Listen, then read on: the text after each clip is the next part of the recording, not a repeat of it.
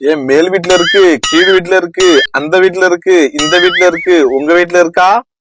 அது மாதிரி நகர்ப்புறங்கள்ல நிறைய அபார்ட்மெண்ட்ஸ் கட்டி விக்கிறாங்க பாத்தீங்களா? எனக்கு புரியல, அதனால இந்த விஷயத்த கேக்குறேன், உங்கள்ட்ட தெரிஞ்சுக்கலான்னு.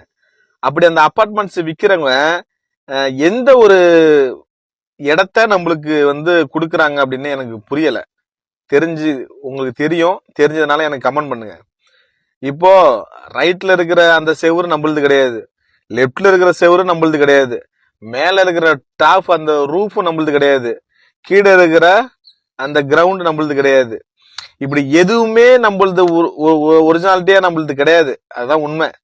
அப்படி இருக்கும் பொழுது இத எதனால நம்ம காசு கொடுத்து வாங்கணும்? வாடகைக்கு இருக்கிறோம்னாக்கா அது வேற கதை. இல்ல நிலத்துல இருக்கிற ஒரு இடத்துல இருக்கிற வீட்டை வாங்கி நம்ம குடிபெயர்ந்தோம்னா அது வேற கதை. இது டாப்ல ஒரு 5வது ஃப்ளோர், 10வது ஃப்ளோர், 20வது ஃப்ளோர் மாதிரி ஏகப்பட்ட ஃப்ளோர் கட்டுறாங்கல்ல. ஏதாவது ஒரு ஃப்ளோரை நம்ம காசு கொடுத்து வாங்குறோம். அதுல எந்த இடம் நம்மளுக்கு சொந்தம் அப்படிங்கறத கொஞ்சம் தெரிஞ்சா கமெண்ட் பண்ணுங்க, நானும் தெரிஞ்சுக்கிறேன்.